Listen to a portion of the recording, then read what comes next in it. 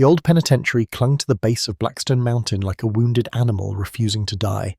Its concrete walls were cracked, its metal gates rusted into strange twisted shapes as if time itself had tried to pry them open and failed. Searchlights rotated slowly, their pale beams slicing through the fog only to fade halfway, swallowed by the cold. Little moved inside the perimeter except shadows and the wind. The prison had lived long enough to forget mercy. Its corridors were narrow, its floors worn smooth by the passing of countless shackled feet. Iron bars lined every hall like the ribs of a giant carcass left to rot. The smell of old steel sweat and something faintly medicinal clung to every surface, seeping into the air as if afraid to leave. At the farthest wing of the penitentiary stood a room built for one purpose alone. Its walls were cleaner than the rest, its floor swept perfectly, its lights burning with a steady, indifferent glow. This was the chamber where final breaths were taken quietly, efficiently, without ceremony. A man sat on the narrow bed, inside his wrists bound loosely in front of him. His name was Jonas Hale, though few ever used it. Most called him the murderer, the dead man walking, or simply the case file. The world had already written the ending of his story long before he ever stepped into this room. Jonas's shoulders were broad, but his frame looked deflated, as if years of confinement had slowly pressed the air out of him. His hair had grown uneven and coarse. His eyes were dark, not with malice, but with a tiredness that reached marrow deep. He stared at the wall, not seeing it, not seeing anything. His breath rose in slow, quiet waves, curling into the cold air before fading. Outside his chamber, voices murmured, guards discussing protocol, a doctor confirming the dosage, a chaplain shifting uncertainly in the hall. None of them spoke his name. None of them looked at him longer than they needed to.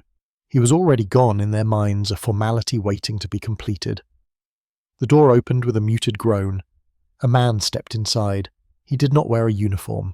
He held no clipboard, no badges, no tools. His cloak was worn at the hem dust gathered along the seams, as though he had walked a long road to reach this place. His sandals were cracked, nearly stripped of their soles. Nothing about him demanded attention. He looked like a passerby who had taken a wrong turn and wandered into the wrong end of the world. But he did not look lost. He stepped forward, head lowered just enough to clear the doorway. The guards barely glanced at him. One made space without lifting his eyes. Another checked his watch, already impatient for the shift to end. The man approached the bed where Jonas sat. Jonas did not look up, at least not at first. His gaze drifted only when the air near him changed subtle, like the moment before a storm breaks or the instant a candle flame steadies. His eyes lifted slow, uncertain. The stranger stood before him. No words passed between them. The man's presence was not large, but it was impossible to ignore. He carried no authority that could be named, yet something in the room bent around him, slight as a shift in temperature. It was not comfort. It was not fear. It was recognition, though Jonas could not have said why. The stranger's expression was not stern, not sorrowful, not judging. It held a tired compassion, the kind found only in those who have walked longer than most can imagine. His gaze settled on Jonas with a depth that felt impossible, too vast, too knowing. A guard stepped closer. "Sir, you can't." The stranger raised a hand, not to silence, not to demand, simply to acknowledge. The guard's words died in his throat. No one could explain why. The stranger turned back to Jonas. His voice, when he finally spoke, was soft enough that only the condemned man could hear it. "You are not alone." The sentence drifted through the room like dust in sunlight.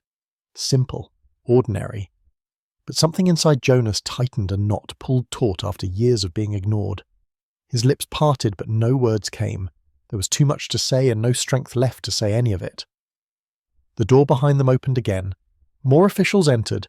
The chamber filled with the sterile rustling of paperwork, clinical voices, reciting procedures, the final checklist spoken without emotion. The chaplain muttered a rehearsed prayer, though his eyes never met Jonas's. The doctor tapped the syringe, watching the liquid settle.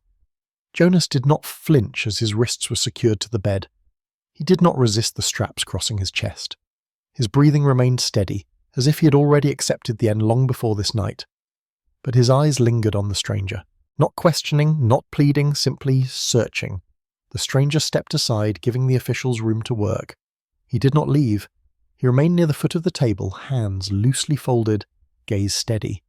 The doctor inserted the needle. The execution proceeded with the quiet precision of a practiced ritual. Machines hummed. A line of clear fluid flowed down the tube, creeping toward Jonas's arm. His fingers twitched once, his breathing slowed, his eyelids began to drift. The room dimmed, though no one touched the lights. Jonas exhaled, a long, tired final breath. His chest rose once more barely, then stilled. The machine beside him flatlined with a cold, sterile tone. The doctor checked the pulse, pressed the stethoscope to Jonas's ribs, nodded to the warden. Time of death. He spoke the hour. Papers were signed, voices lowered to whispers. The guards unbuckled the straps, leaving Jonas's body lying neatly in place, pale and unmoving.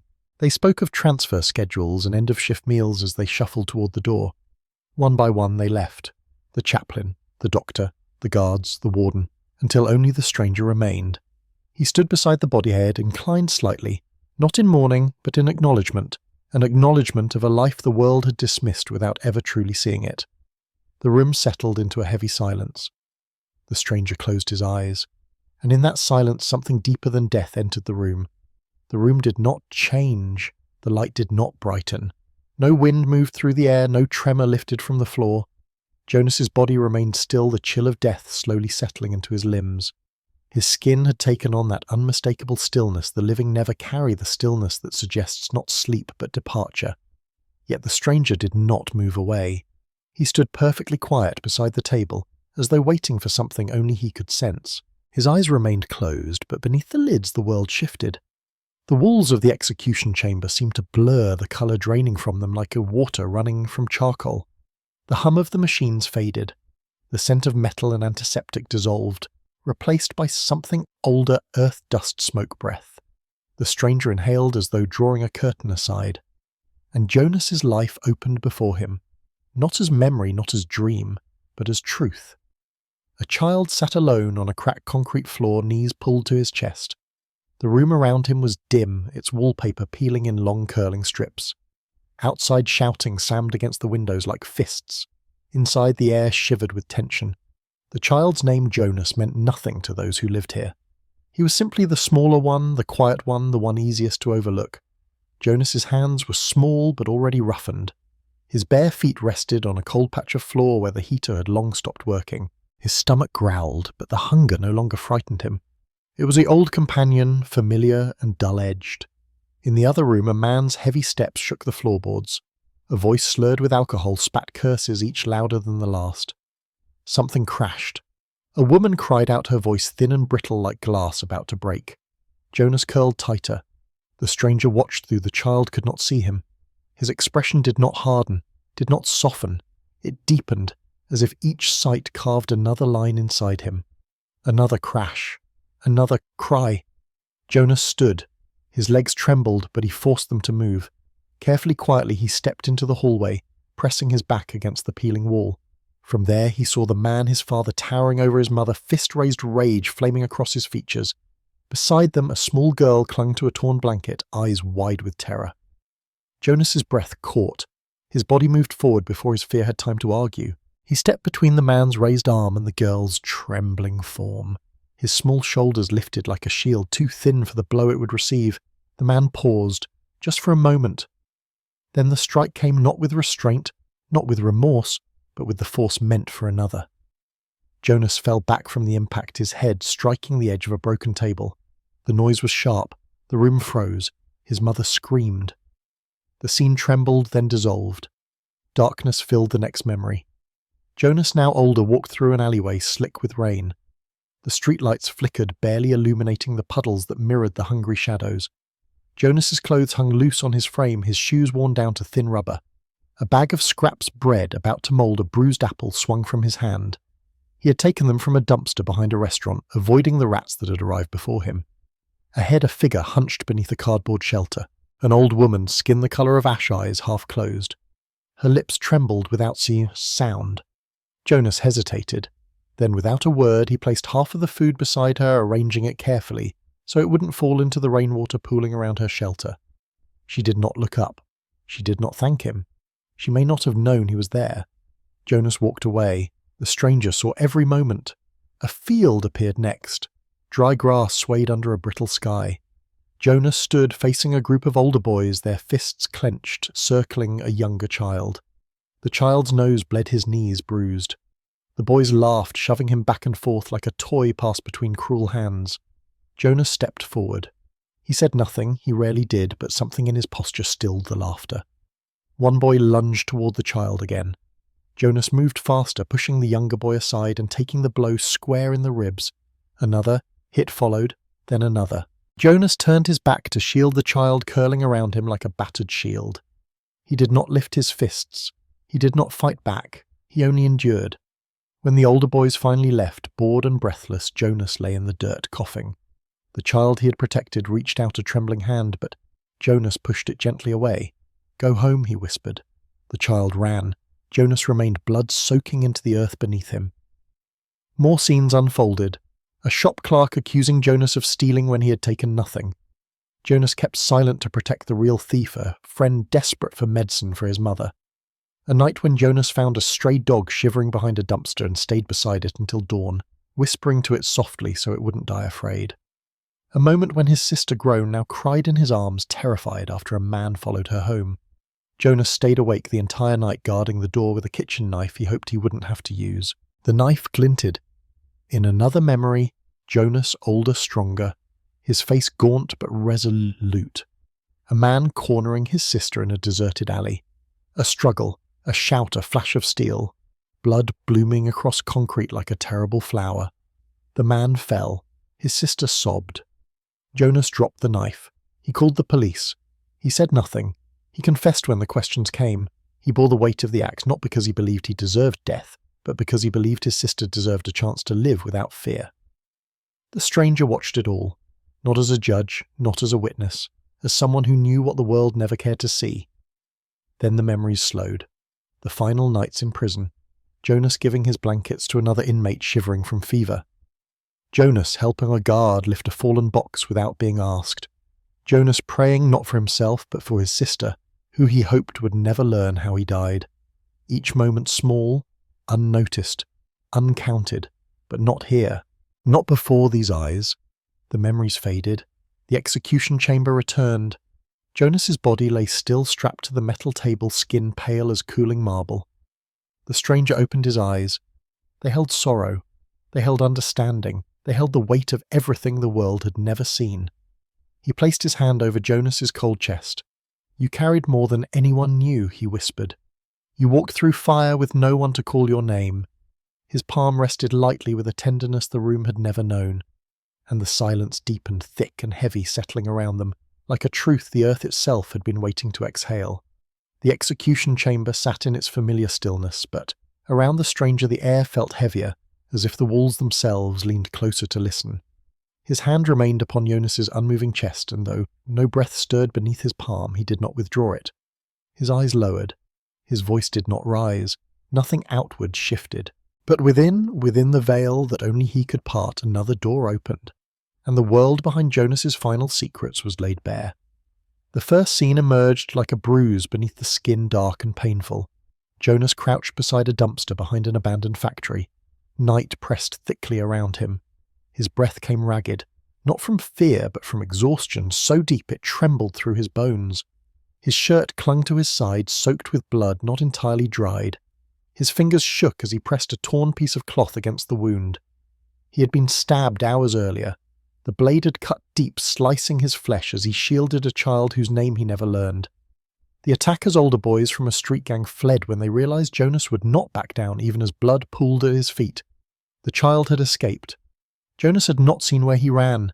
He had simply collapsed behind the dumpster, refusing to cry out, refusing to draw attention that might bring the gang back. He held the cloth tighter, teeth clenched.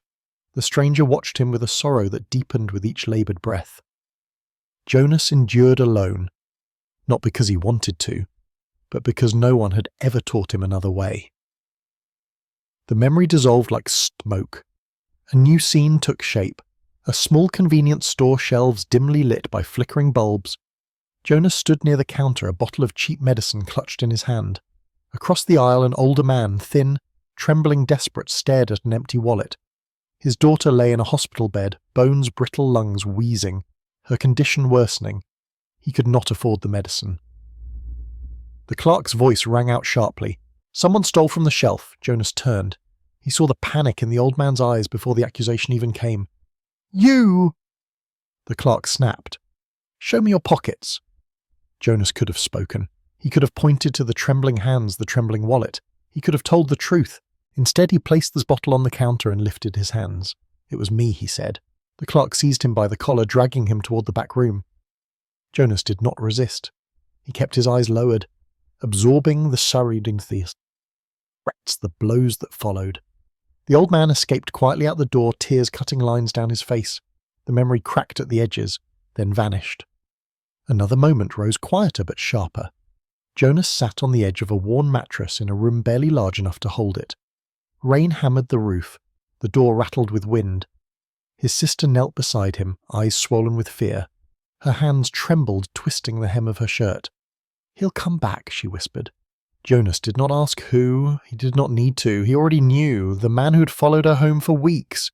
The one who waited at the bus stop. The one who hid his threats behind casual smiles. The one the police brushed aside because there was no evidence. Jonas reached for the knife resting beside him. The metal gleamed faintly under the single bulb overhead.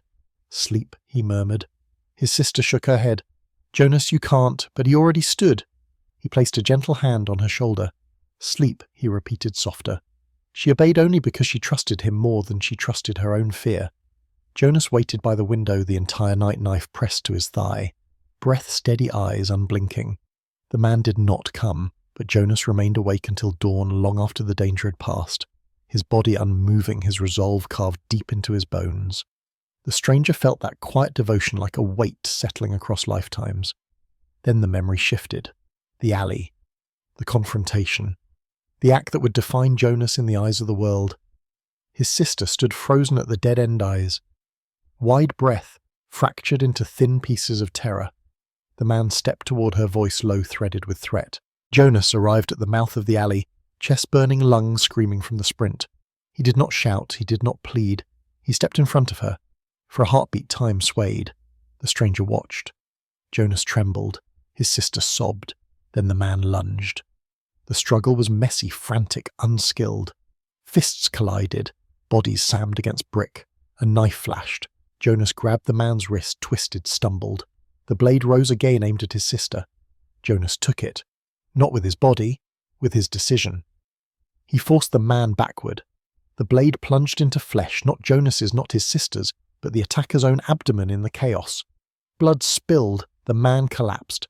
Jonas stared at his own hands shaking uncontrollably. His sister screamed. Police sirens echoed somewhere near. Jonas pressed the knife onto the ground. He raised his hands. He stepped away from the body. When the officers arrived, they found Jonas kneeling beside the man, palms open. His sister hid in the shadows unseen. Jonas did not look at her. Not once. He kept his eyes lowered. I did it, he said. The scene flickered, trembling under the weight of truth. The stranger breathed in slowly as if absorbing the ache into himself. More memories spilled forth, the interrogation room, harsh lights burning overhead. Jonas saying yes to every accusation, because silence would point toward the girl shaking behind the two-way mirror. Jonas refusing a lawyer, refusing a plea deal, refusing even to explain why. His sister's faint silhouette, trembling like a candle flame behind the glass, unseen by those questioning him. Jonas signing the confession paperwork with a steady hand, not because he believed he deserved death, but because he believed she deserved a life. Each moment carved itself into the air, each memory weighed more than the last. The scenes blurred fast, jagged flashes showing the life Jonas had lived inside the prison walls, sharing his meal with an inmate who couldn't stand without help, letting another take credit for good behavior he earned, taking blame for a fight he didn't start to prevent a younger inmate from being transferred to a violent block, writing letters to his sister that he never sent, fearing they would only burden her with guilt. And then, the night before his execution, Jonas praying, not for a miracle, not for forgiveness, not for deliverance. He prayed for her safety, for her future, for her to forget his name if remembering it brought pain. He prayed with a voice that broke not softly, but completely the way a dam breaks under years of pressure. The stranger bowed his head as the memory faded into the chamber's dim light. Jonas's body lay silent on the metal table. His face looked peaceful now, the lines of fear softened.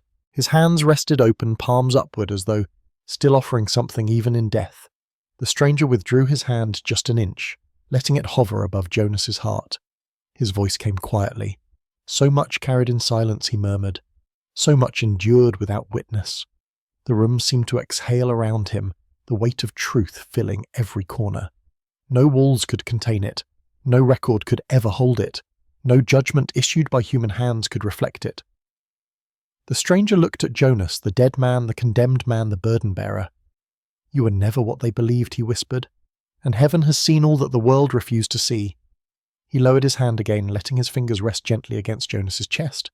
The moment held still, silent, heavy, waiting. The execution chamber remained dim and motionless, but something within the air shifted subtle as the change in a breath. The stranger's hand rested lightly on Jonas's chest, his fingers unmoving, his posture calm. To anyone who might have glanced inside the room, he would have appeared like a mournful visitor or a weary priest giving a final blessing. But he was neither. He stood in the stillness as one who had walked through countless lives and countless endings, carrying a knowledge too heavy for words, too vast for eyes. And now, faced with Jonas's still body, he carried not judgment, but a quiet, aching tenderness. Jonas lay silent beneath his touch. His skin had turned cool, his lips had lost their colour.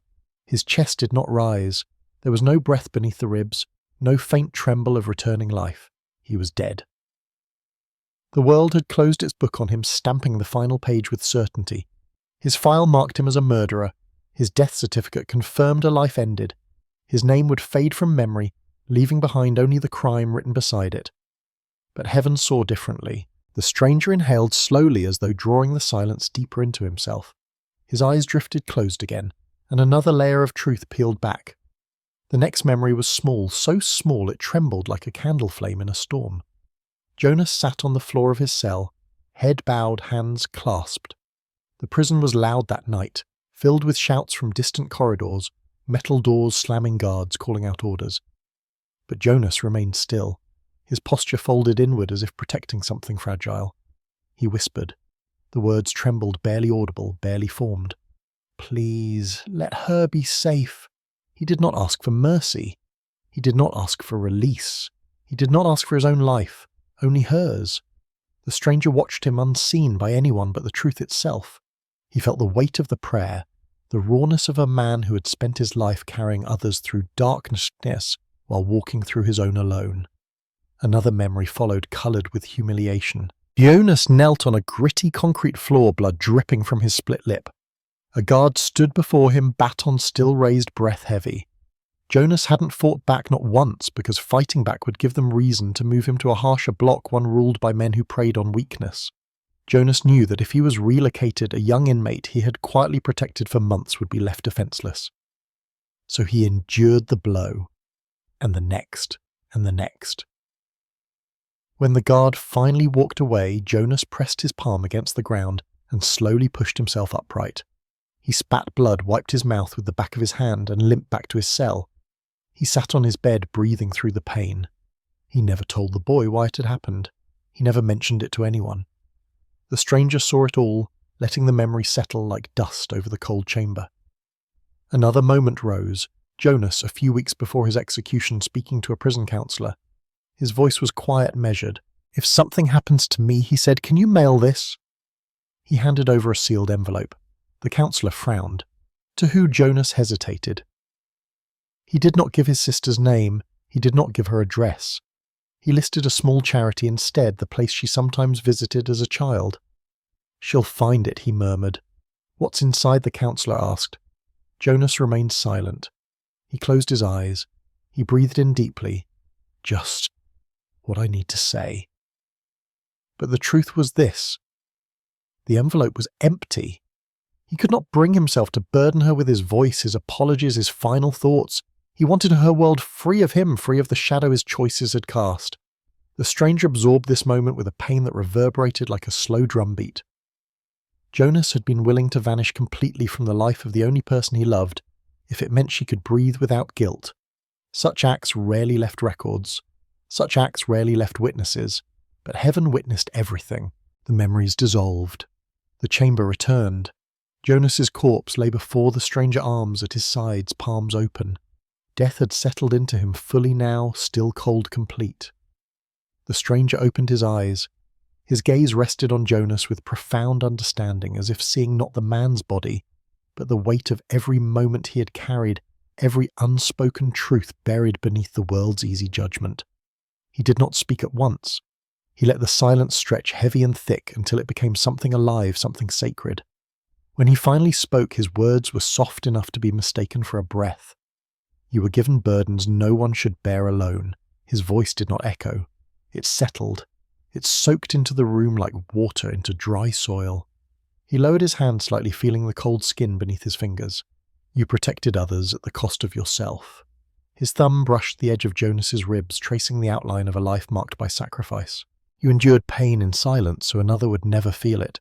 His expression softened, shadows shifting across his features like ripples across water.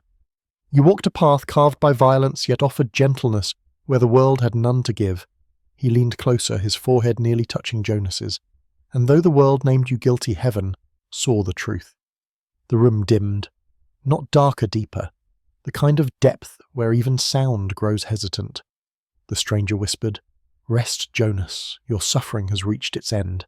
For a moment everything stilled the air, the silence, the weight of eternity pressing just at the edge of the world. Then he spoke again, quieter still. "But this is not where your story ends." His fingers pressed gently against the center of Jonas's chest, not enough to move flesh, but enough to bridge the space between life and what lay beyond it. "You may rise." The words did not shimmer. They did not vibrate with power. They carried no drama, no spectacle. They were simple, they were final, they were true. For a heartbeat, nothing changed. Jonas remained motionless. The air remained cold. The machines behind him continued their faint mechanical hum, oblivious to the moment. Then, barely noticeable, the chest beneath the stranger's hand shifted. Just a fraction, just enough to lift the skin beneath his palm. A whisper of breath escaped Jonas's lips. Small, thin. The kind of breath that might be overlooked by anyone not watching closely. But he was watching. Another breath followed. Then another. Slow, uneven, fragile. Jonas's fingers twitched.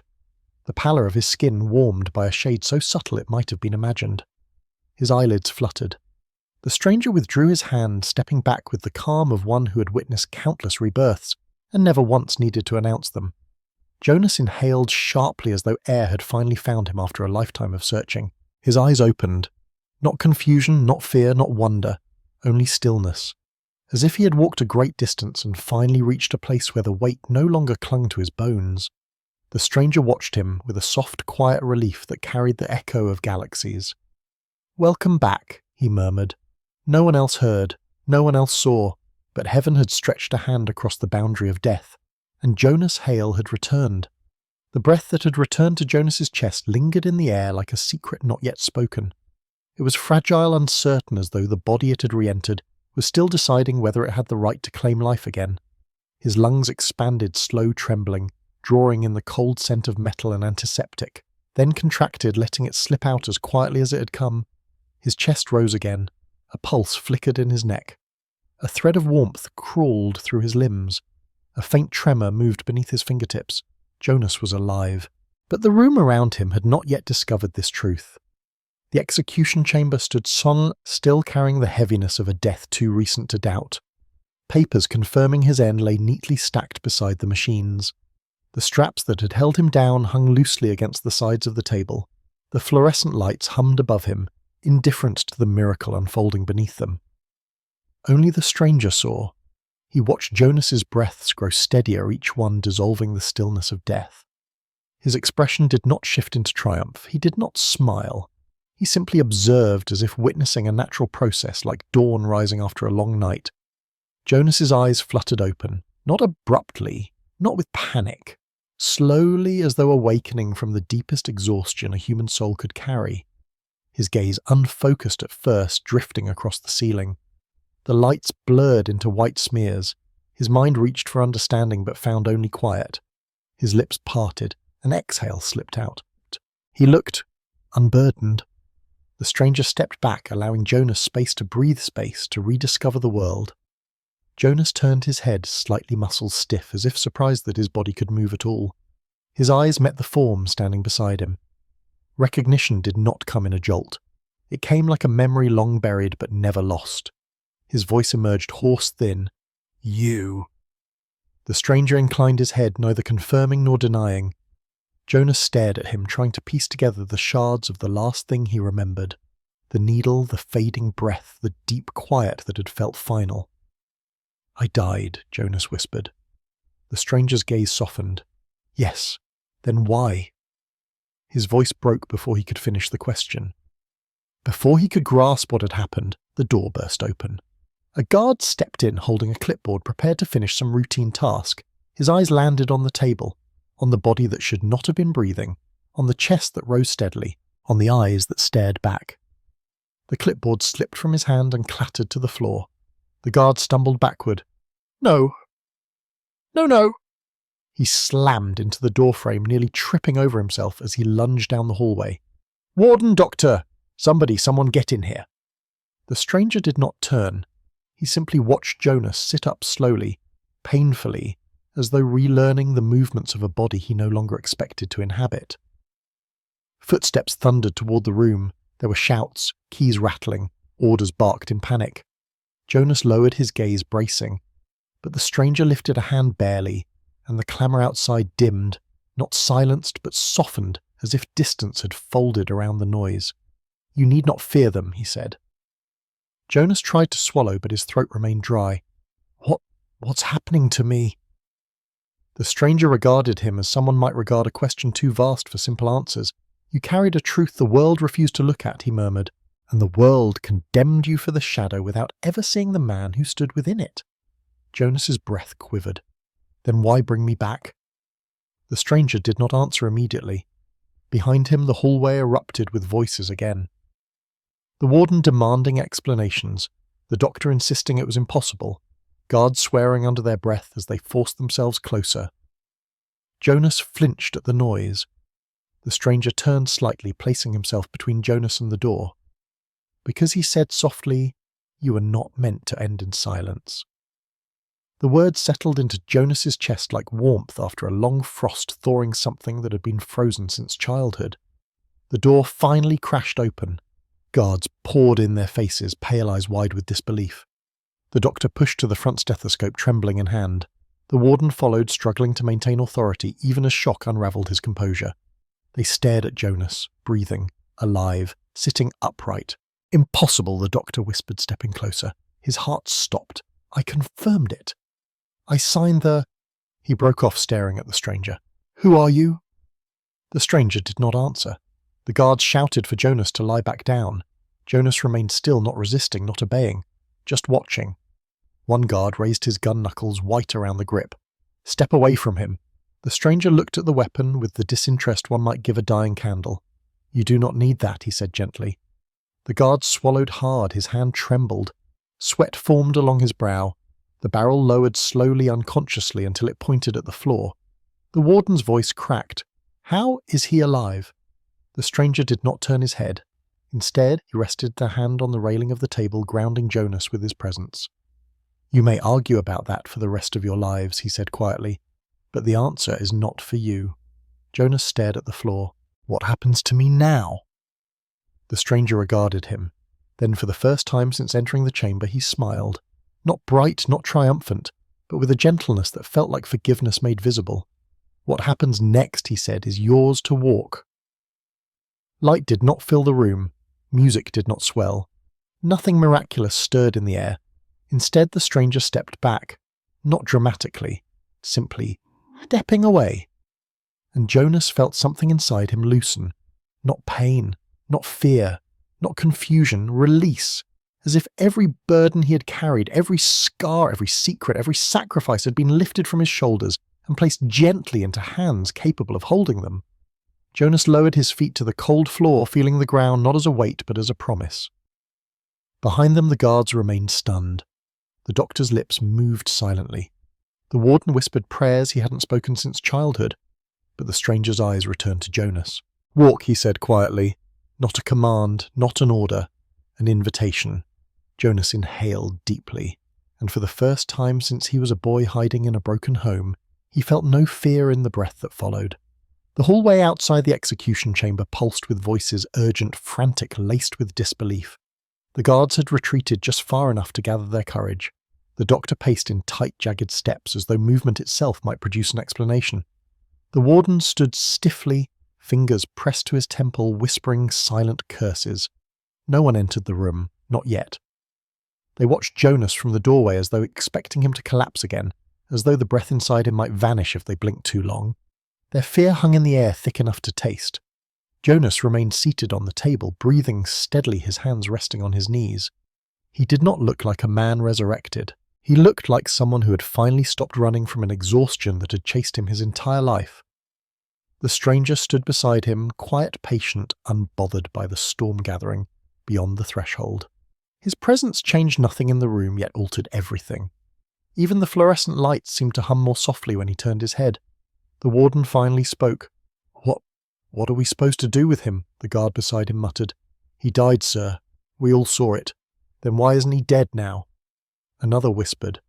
As if responding, Jonas lifted his gaze. His eyes held no anger, no pleading, only calm. A calm so profound it unsettled them more than any outburst could have. The doctor stepped forward hesitantly. "Jonas, can you hear me?" Jonas nodded. The doctor's voice shook. "Can you stand?" Jonas slid off the table. His bare feet touched the cold tile with a soft sound. He expected weakness, trembling, dizziness, some echo of death clinging to his limbs. But he felt none of it. He stood steady, alive, whole. The doctor stumbled back, almost tripping over his own equipment. A murmur rippled among the guards. The warden turned pale. The stranger stepped aside, allowing Jonas to stand on his own. "What is happening?" the doctor whispered. And though the question was spoken toward the room, his eyes drifted fearfully to the stranger. The stranger did not answer. He simply watched. The warden regained enough composure to gesture sharply at the guards. "Get him back to his cell. Now!" A guard swallowed. "Sir, he has no pulse record, no vitals. Do it!" the warden barked, voice cracking. The guards approached Jonas slowly, their steps cautious, like men approaching a creature they did not understand. Some refused to meet his eyes. Jonas lifted his hands, palms up. "I'm not going to hurt anyone," he said quietly. But his calmness only made them more afraid. The closest guard, a man with trembling fingers, grabbed Jonas's arm. Jonas allowed it. He did not resist as they led him into the hallway, the chains at his sides clinking softly there and unfastened. The stranger followed. The guards noticed but did not dare ask him to stop. They walked Jonas through the corridor past rows of cells where other inmates pressed their faces against the bars, eyes wide with confusion and awe. Whispers followed him like shadows. "That's the dead man." No way, that's him. I saw the sheet over his body. Is he really alive?" Jonas kept his gaze forward. The stranger walked a few steps behind, unnoticed by most of the inmates, but no less present. Each step Jonas took carried a quiet shock through his body. He felt the air differently now, felt his own heartbeat like a steady drum, felt a weight lifted from him so completely he almost stumbled. But he also felt something else. He was not supposed to be alive, and everyone knew it. When they reached the solitary block, the guards paused. "What do we do?" one whispered. The warden caught up a breath, uneven. "Put him in the observation cell. Medical staff only. No communicon, and no records." "No records," the doctor echoed. The warden leaned in. "Do you want the world to know we executed a man who stood up afterward?" The guards exchanged looks, dark, frightened, uncertain. The warden continued, voice low and urgent. "Until we understand what happened, nothing leaves this prison. No forms, no files, no statements. I will not be the warden who signs the first resurrection in American history." Jonas lowered his eyes. He understood. He was a miracle no one wanted, a truth no one dared acknowledge, a dead man the world wasn't ready to see breathing. The guards ushered him toward the observation cell. Its walls were glass reinforced with steel frameworks. A narrow bed sat inside, bolted to the floor. A single light burned overhead. Jonas stepped in without protest. The door shut behind him with a heavy click. The stranger remained outside. The guards looked at him uneasily. "Sir, this area is restricted." The stranger tilted his head slightly. "It has never restricted me." The guard said nothing more. He stepped back, shivering. Jonas sat on the bed, fingers loosely folded in his lap. His breathing came steady, but inside him thoughts churned slow heavy, trying to break through the fog left behind by death. Finally he looked up at the stranger standing beyond the glass. "Why me?" Jonas whispered. The stranger's eyes softened. Reflections of the overhead light shimmered in them, like distant stars. "Because you carried a burden that was never meant to be yours alone." Jonas swallowed, "But I still did things, bad things. I wasn't good, I wasn't innocent." "No one is measured by a single shadow," the stranger said. "The world saw only the darkest corner of your story. Heaven saw the rest." Jonas felt his chest tighten, and now he asked, "What am I supposed to do now?" "They can't let me walk out of here. They can't tell the truth. I died." "They watched me die." "Yes," the stranger said. "And yet here you are." Jonas pressed his hands to his face, his voice cracked. "They'll never let me go." The stranger stepped closer to the glass. His presence seemed to bend the sterile cold space around him, warming it with something unspoken. "Your path does not end inside these walls," he said. "It merely begins again." Jonas lowered his hand slowly. "But how?" The stranger offered no direct answer. Instead, he placed his palm against the glass. "Rest," he said. "For the first time in your life, rest. What comes next will come when you are ready." Jonas stared at the hand on the other side of the barrier. The glass between them felt thin, fragile, as though it were not meant to divide, only to reveal. His voice softened to barely a breath. "I'm scared." The stranger's reply came like a warm wind through the cold chamber. "You do not walk alone anymore." Outside the cell, the warden argued with the medical staff, his voice harsh with desperation. "No one speaks of this," he said. "No reports, no leaks. If anyone asks as his heart stopped and restarted. "That's it, but sir, that's it." Fear drove his orders, fear of lawsuits, fear of scandal, fear of mysteries too large for his tidy world. But the stranger turned from the commotion. His eyes remained on Jonas. He did not look away. He did not disappear. The guards felt uneasy without understanding why. The doctor felt a chill without knowing its source. The warden felt watched without realizing by whom. And Jonas felt something he had not known since childhood: peace, fragile, new, impossible, real. And it settled around him like the first breath after drowning, like the first warmth after a lifetime of cold. He closed his eyes. For the first time since he was a boy, hiding from his father's burning rage, Jonas slept without fear. The night deepened around Blackstone Penitentiary, settling over the old stone walls like a heavy shroud. Wind slid through broken vents, carrying the cold smell of pine from the mountain above. The world beyond continued as it always had, cars on distant highways, lights in scattered towns, sleep settling into the bones of people who had never heard the name Jonas Hale. Inside the observation cell, Jonas lay on the narrow bed, his breathing slow and steady, his body finally loosened from decades of vigilance. For the first time since childhood, he slept deeply without nightmares clawing at the edges of his rest. The stranger stood outside the glass. He watched Jonas not as a guard, not as a judge, but as someone who had walked beside many like him, quietly unseen, bearing witness to lives the world had dismissed or misread. His expression held a calm sorrow, a tenderness sharpened by the weight of what he knew must come. He closed his eyes, and the veil between the visible and the unseen thinned once more. In the warden's office, chaos had not settled. Papers lay scattered across the desk: medical reports, execution logs, death certificates. The warden paced, sweating despite the cold. His voice cracked as he argued with the terrified doctor. "This cannot go public," the warden insisted, pounding the desk. "Do you understand what would happen, do you?" The doctor swallowed hard. "But he was legally dead. I certified it myself." I saw a body that didn't stay dead," the warden hissed. "And until we decide what to do with him, he does not exist, not alive, not dead, nothing." The doctor lowered his gaze, hands shaking. "But ethically, there is no ethics in this," the warden snapped. "There is survival.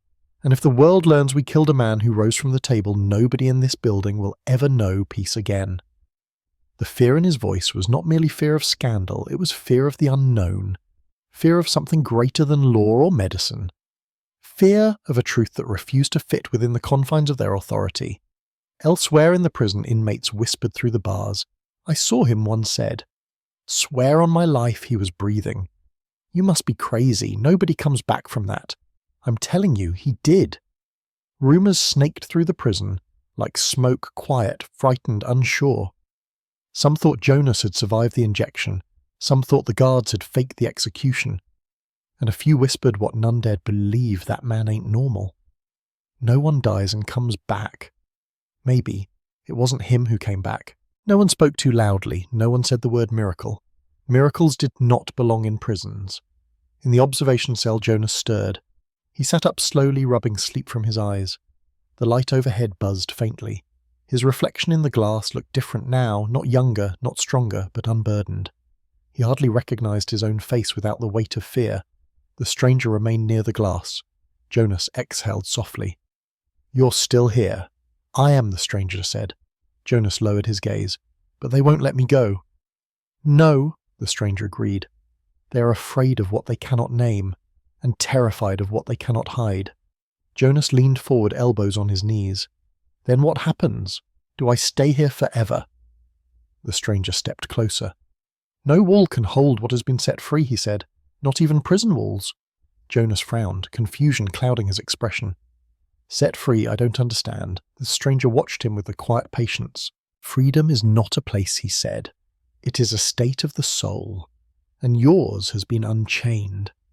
Jonas shook his head slowly. "I'm no saint." "No," the stranger said softly. "You are a man who carried suffering without letting it become cruelty." Jonas looked up, eyes bright with something painful. "But I killed him." "You protected someone who could not protect herself," the stranger answered, "and paid a price meant for another." Jonas swallowed hard and his voice cracked. "Then why bring me back? Why not let me rest? Why not let me be done?" The stranger paused. Then he spoke with a weight that seemed to still the air itself. "Because you were condemned by a world that never knew your truth, and heaven does not let truth die unheard." Jonas felt the words settle into him not as comfort, not as relief, but as recognition. He had died with the world believing one thing, and risen with the truth known only to heaven. He whispered, "What do I do with this?" The stranger stepped closer until the glass between them seemed to thin, almost disappear. "You live," he said, "not to prove anything, not to justify anything, not to erase anything. You live because your story is not finished." Jonas's breath trembled, and the world he asked. "They'll never understand. They do not need to," the stranger replied. "Some truths live quietly, some miracles walk unseen." Jonas stared at the floor. "I'm scared." The stranger placed his palm against the glass, and though Jonas could not feel the touch warmth, pressed through him like a steady hand on the heart. "You were never meant to carry your fear alone," he said. Silence filled the cell, deep, gentle, steady. A silence that did not suffocate. A silence that held. The door of the observation area burst open suddenly. Guards returned with new orders. The warden stood behind them, jaw clenched, eyes wild with desperation. "Jonas Hale," he said, "you are to be transferred to a secure facility until we determine what happened." Jonas looked at him calmly. "I died," he said, "and now I'm alive." The words were simple, but the room trembled with them. The warden's face paled. "We cannot discuss that." But Jonas saw the fear, saw the confusion, saw the truth that the warden refused to say aloud. The world had no place for a resurrected prisoner. The guards approached with restraints, unsure whether he would cooperate. Jonas stood. He raised his hands. Peacefully. The stranger watched. Jonas turned toward him one last time. "What about you?" he whispered. The stranger's expression softened in a way no one else noticed. "I will walk with you," he said, "as far as your story allows. And after that—" The stranger smiled faintly. "You will not walk alone." Jonas nodded, fear still trembling in him but no longer ruling him. He stepped forward. The guards led him down the corridor. No chains, no struggle, only awe shadowed by fear. The stranger followed a few steps behind his footsteps, silent, his presence calm. Not one guard dared ask him to leave. Not one officer could explain him. Not one record would mention him. But he walked with Jonas until they reached the end of the hall. There he paused. "Why?" Jonas whispered. "Why me?" The stranger held his gaze, and in that look was something vast, ancient, and unbearably tender. "Because no life lived for others is ever small," he said.